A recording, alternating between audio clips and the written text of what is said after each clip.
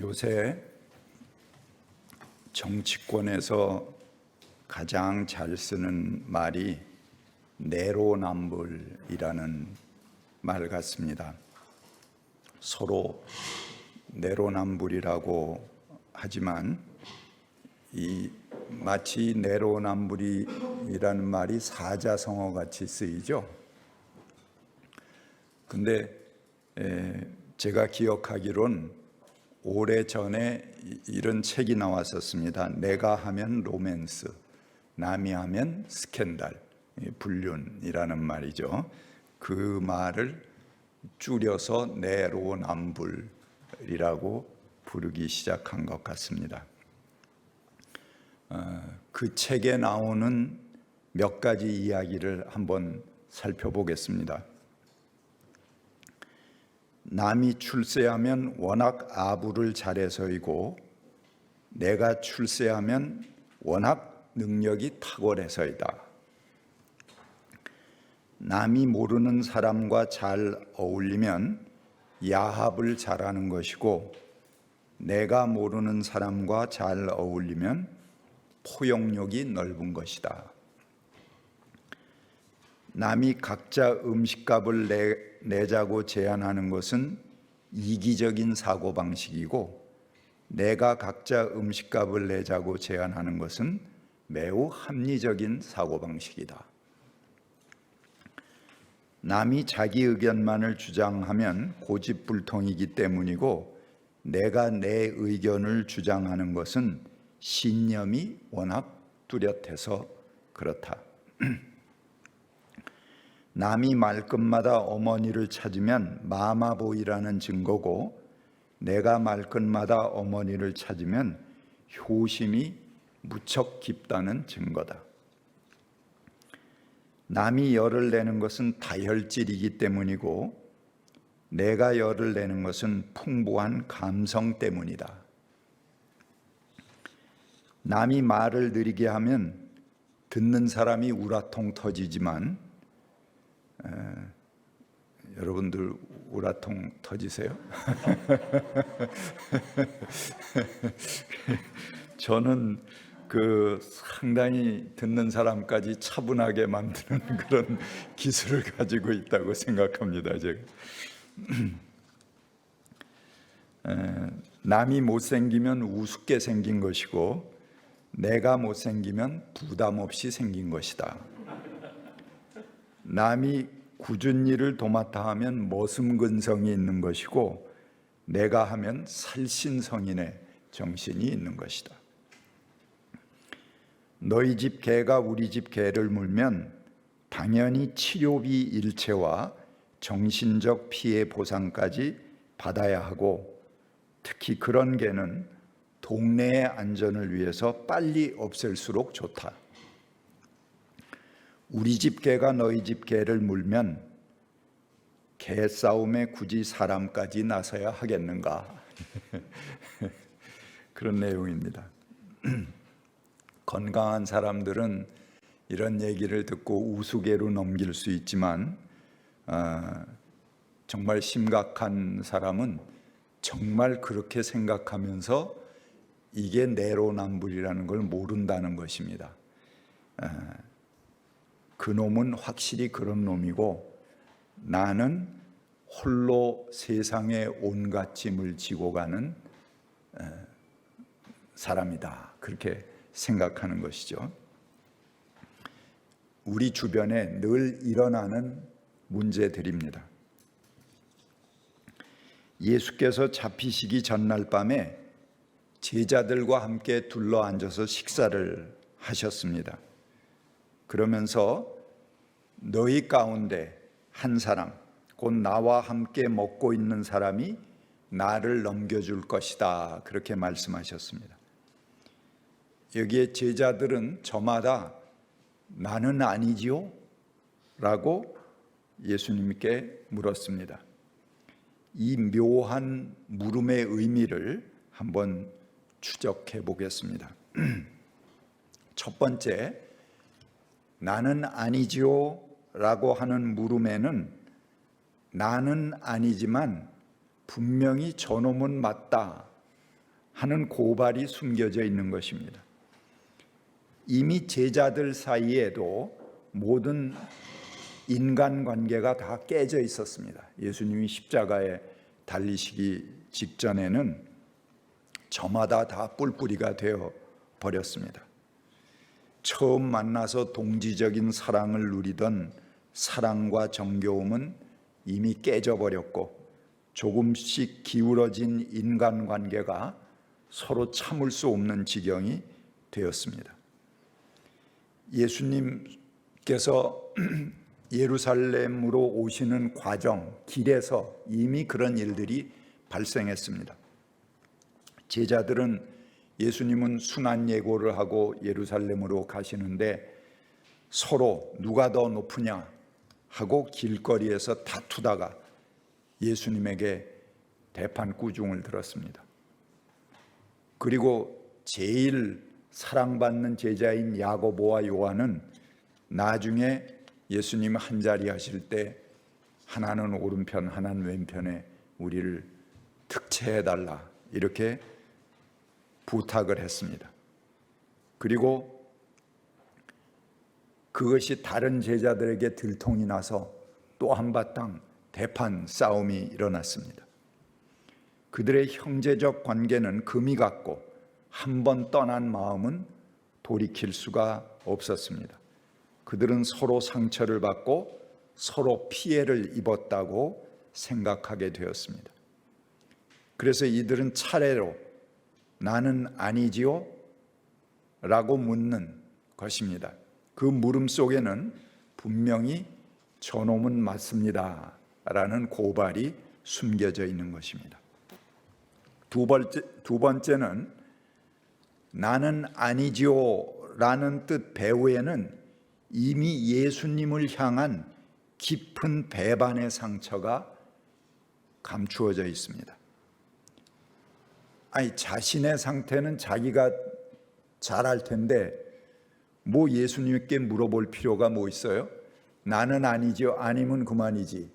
그거를 왜 예수님에게 물어봅니까? 마음에 무언가 캥기는 것이 있다는 것이죠. 허를 찔린 것입니다. 사실은 내가 숨어서 던진 돌을 그거 어떻게 예수님이 아실까? 하는 저마다 마음에 캥기는 것들이 있었습니다. 그래서 그들은 근심에 쌓여서 나는 아니지요? 그 말 속에는 내가 한 일은 모르시지요? 하는 그런 물음이 숨겨져 있는 것입니다. 설마 내가 한 말을 들으신 것은 아니시겠죠? 하는 이야기가 나는 아니죠 하는 물음 속에 감추어져 있습니다. 십자가 고난은 단순히 육체적으로 당한 고난만이 아닙니다. 오히려 그것은 간단할 수가 있습니다. 그러나 십자가로 다가갈수록 제자와 제자들 간의 갈등, 관계도 증폭되었고 스승인 예수와의 관계도 다 깨어져 버린 그런 아픈 속사정이 도사리고 있는 것입니다. 첫 번째 순환 예고 다음에 마가복음 8장 32절에 보니까 예수께서 드러내놓고 이 말씀을 하시니 베드로가 예수를 꼭 붙들고 예수께 항의하였다. 그렇게 이야기합니다. 예수님이 내가 십자가 지러 지금 예루살렘으로 간다. 그리고 내가 잡혀서 사람들에게 이렇게 죽임을 당할 것이다. 그런 얘기를 하시니까 제일 수제자라는 베드로가 가서 예수를 꼭 붙들고 항의했다. 그렇게 표현하고 있습니다. 여기 점잖게 표현해서 항의했다 그렇게 말하지만 본래 히브리 원문의 뜻을 보면은 꾸짖다, 나무란다 그런 뜻입니다. 그러니까 베드로가 예수를 나무란 것이죠. 제자들이 뭐 예수님 나이가 제자들보다 훨씬 높은 게 아닙니다. 다 비슷한 또래예요. 훨씬 많은 사람도 있었고요, 예수님보다. 다 고만고만한 친구 또래 제자들이었습니다. 그리고 베드로가 예수를 꼭 붙들었다, 꼭 붙들고 항의했다 그러는데 꼭 붙드는 게 어떻게 하는 겁니까? 어떻게 하면 꼭 붙들까요? 가서 바지가랭이를 꼭 붙들었을까요? 그건 항의하는 게 아니죠. 나무래고 다툴 때 하는 게 아니죠. 멱살잡이 했다 하는 그런 얘기입니다.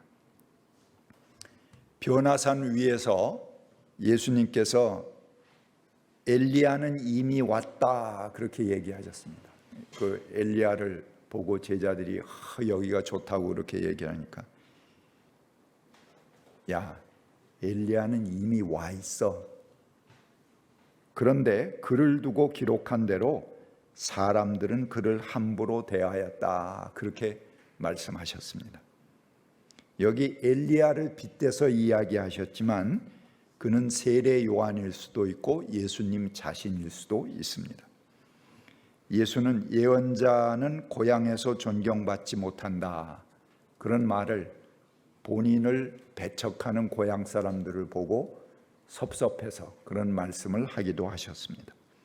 그리고 여우도 굴이 있는데 인자는 머리 둘 곳도 없다면서 한탄하기도 하셨습니다.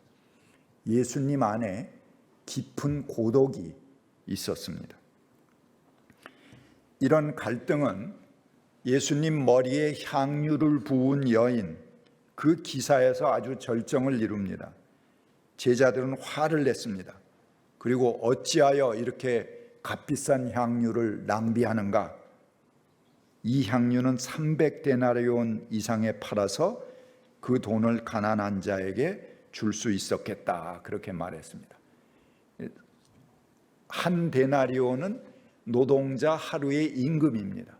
그러니까 300데나리온 그러면 요즘 가치로 하면 얼마 되겠어요? 요즘 노동자 하루의 임금이 얼마쯤 계산합니까? 예, 9만 원이라고 그럽니다. 우리 정확히 노동 전문가께서 계산하기 복잡하니까 10만 원이라고 합시다. 그러면은 300데나리온이면 얼마죠? 3천만 원의 가치가 있는 것입니다. 그거를 예수님 머리에 바로 부어 버렸어요. 그러니까는 제자들이 눈이 확 뒤집혔습니다. 아니, 가난한 사람 그러더니 자기 몸에는 3천만 원 가치의 향유를 부어도 좋다고 가만히 있네? 이렇게 제자들이 생각한 겁니다.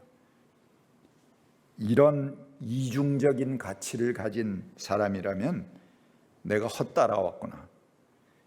단돈 30냥의 가치도 없다.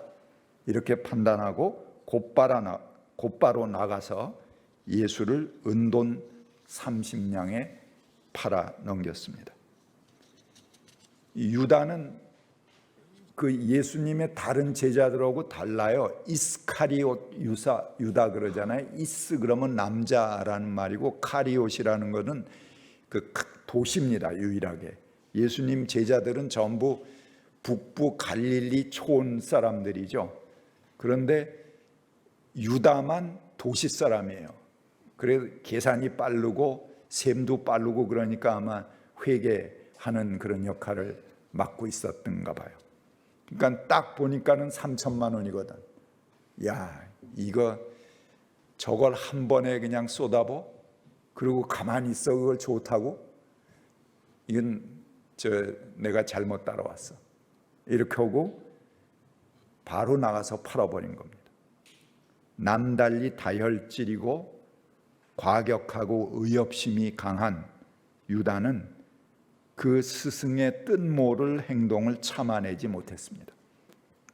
그리고 유다의 이런 과격한 행동 배후에는 집단적으로 예수를 따돌림하는 제자들의 배반이 밑받침되고 있었기 때문에 가능했던 것입니다.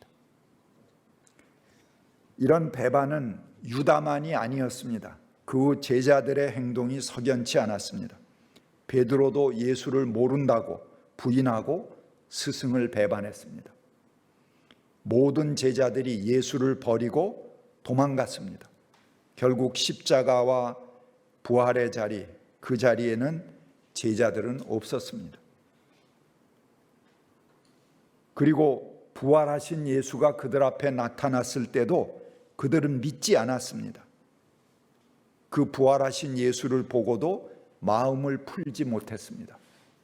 아마 그때 저 인간 또 나타났네, 이렇게 생각했을지도 모릅니다. 결국 오순절에 가서야 그들의 마음을 풀게 됩니다.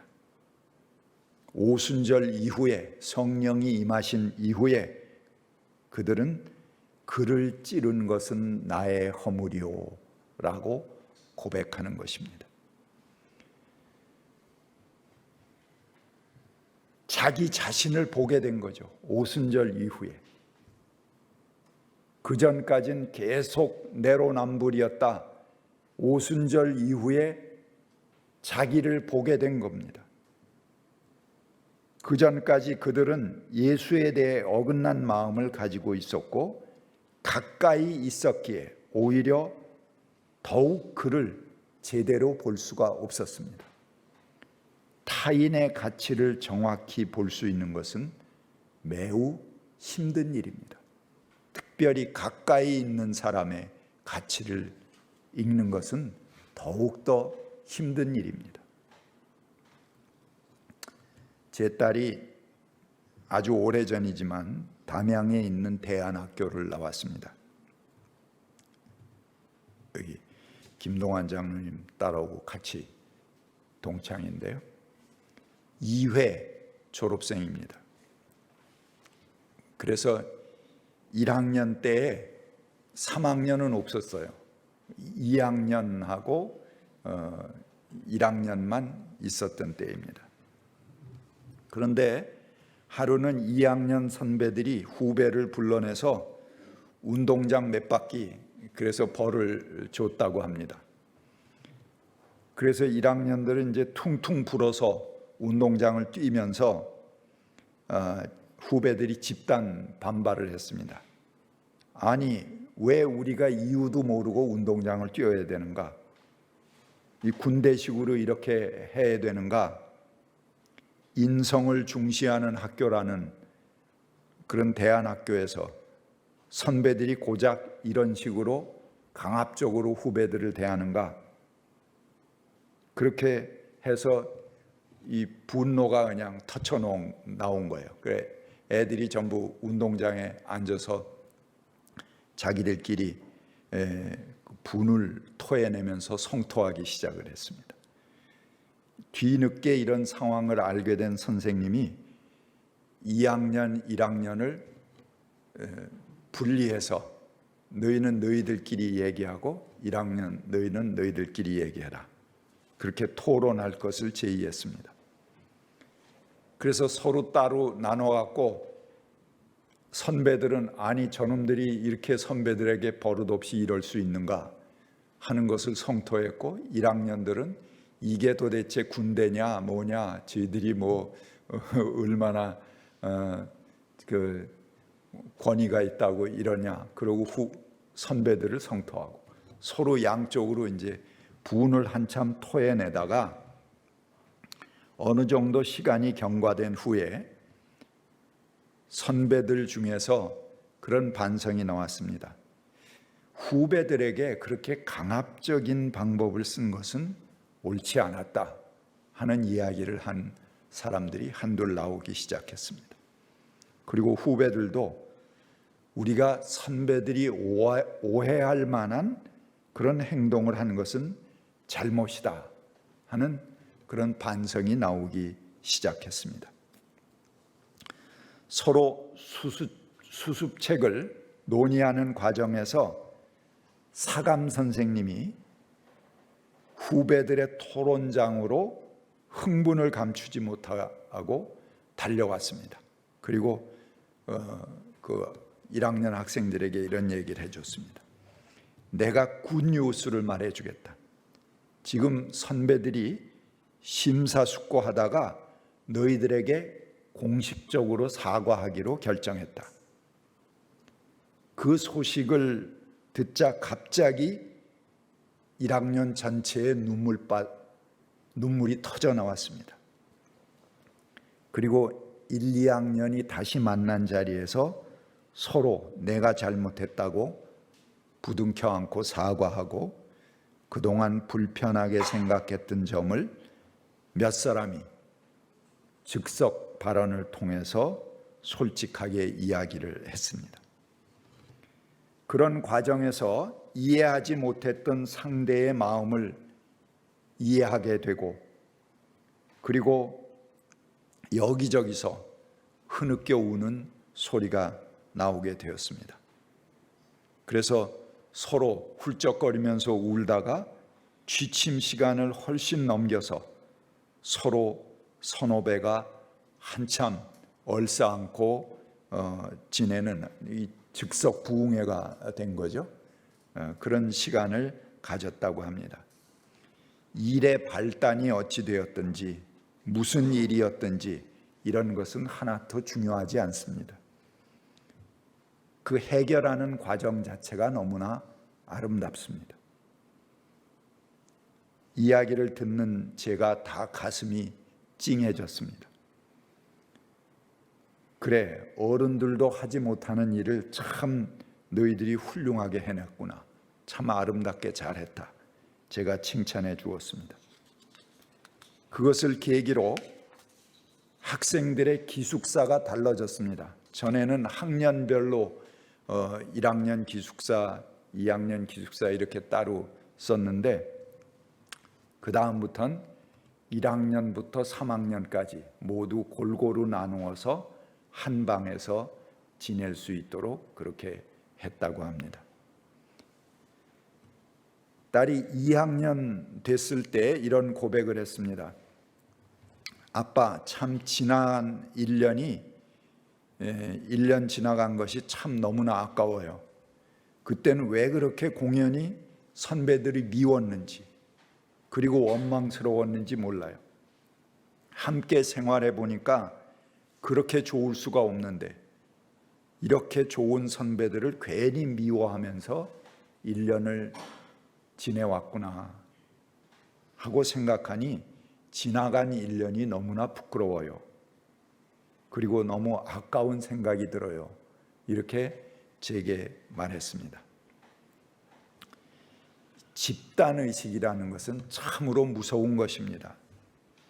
예수님까지 왕따 당할 수 있는 것이 집단의식이죠. 공연히 심사숙고 없이 한 사람을 우스운 사람 만들어 버리기도 하고 또 꼭 그래야 할 이유도 없는데 한 사람을 매도해 버리기도 합니다. 우리는 무수하게 그런 잘못을 저지르면서 살아갑니다.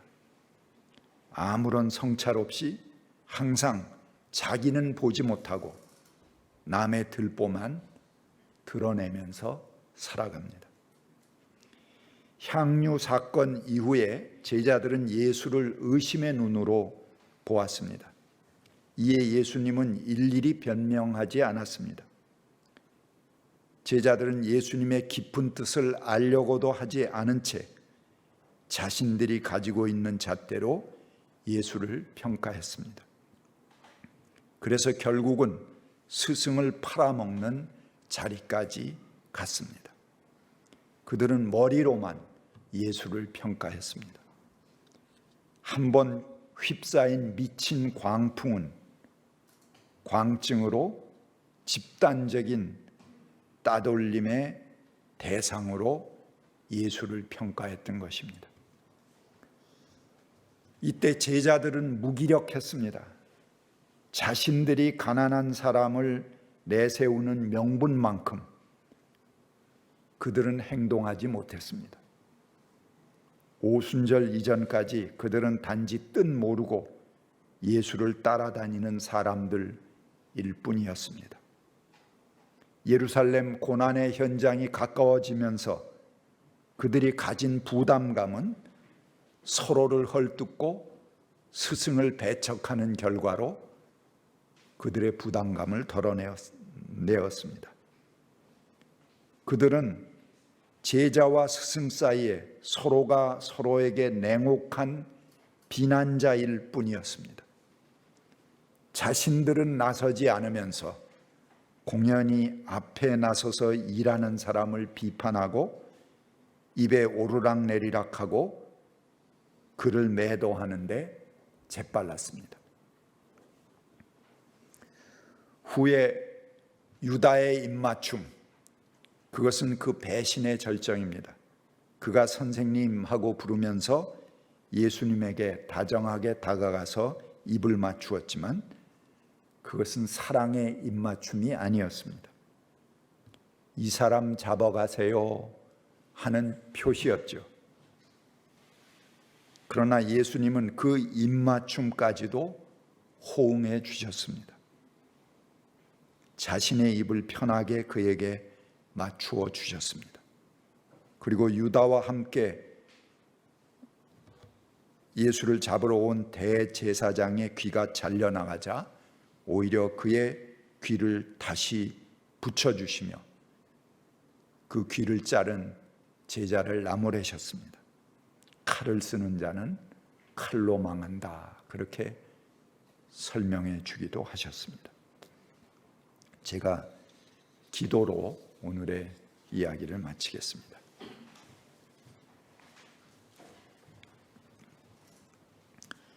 사랑의 주님, 만약 우리가 십자가 아래 군중이었다면 아마 우리는 당신을 십자가에 못 박으라고 소리치는 그 무리 중에 하나였을 것입니다. 사랑의 주님, 만약 우리가 로마의 원형 경기장의 한 관중이었다면 우리는 그를 죽이라고 소리치는 무리 중 하나였을 것입니다. 주님, 유다가 있던 그 자리에 한때 당신을 따르던 제자들의 마음 어긋난 그 자리에 오늘 우리들이 서 있습니다. 주님, 저희들의 마음이 모질어 아무도 동지로 여기지 않고 아무도 참 형제와 자매로 여기지 않는 교만으로부터 저희를 구하여 주옵소서. 홀로 고독한 비판자인 양 고개 치켜들고 주변의 불편함과 독소를 퍼붓지 않게 하여 주옵소서. 곰곰 생각하면 꼭 그래야 할 원인이 없는데도 우리는 흥분하여 돌을 집어들고 무심코 같이 던져대는 자리에 서 왔습니다. 그런 후에 우리는 묻겠지요. 나는 아니지요? 라고. 그 물음으로 우리는 또 한 번 당신을 배반합니다. 2000년이 지난 지금도 여전히 유다는 여기 서 있고 여전히 제자들의 불편한 심기는 가시지 않았습니다. 오늘도 우리는 당신을 찌르고 때리고 핍박하는 자리에 서 있습니다.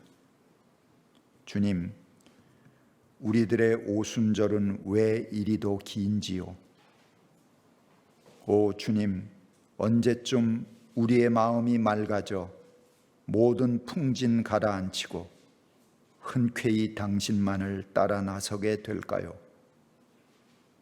오 주님, 언제쯤 우리의 영혼이 깨끗해져서 뒤돌아보지 않고 하나님의 구원 사역에 발벗고 뛰어들게 될까요?